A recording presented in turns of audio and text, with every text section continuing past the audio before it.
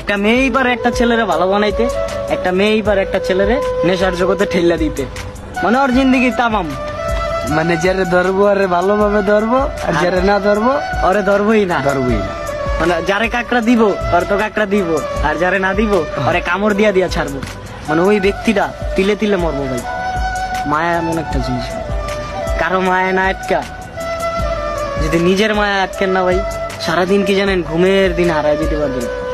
আর যদি মায়ের ভিত্তি আটকা যান, আপনার রাত্রে ঠিক মতন ঘুমটা হইব না, আপনার চেহারা ভেঙে যাইব, ফেস নষ্ট হয়ে যাইব।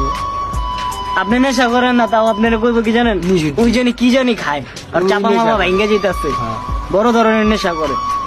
আসলে ভাই নেশা করে না, ওই ছেলেটা ঘুমাইতে পারে না প্রতিদিন রাত্রে, কিছু মায়ের কারণে। কারণ ওই যে মায়ের ভিত্তি আটকা গেছে, সারা রাত কান্দে ছেলেটা। কি কারণে কান্দে? ওই যে মায়ার লগে আটকে গেছে গা। মায়ের লাগে আটকা গেছে। এই জন্যই বলে দুনিয়ার সবচেয়ে বড় খুনি মায়া।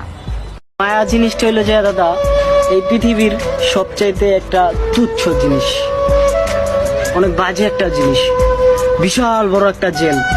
যে জেলে একবার আটকা পড়লে কারো কোনো সাধ্য নাই, কোনো কোর্টের সাধ্য নাই যে ওই জেল থেকে আপনারা বাইর করবে।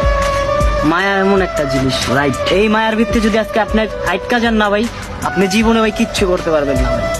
আপনার খালি পিছেই টানবো ভাই, সামনে আর বাড়াইতেই পারবেন না। আর এই মায়া জিনিসটাই একটা ছলনাময় নারী দিয়া যায় একটা পোলার লাইফে।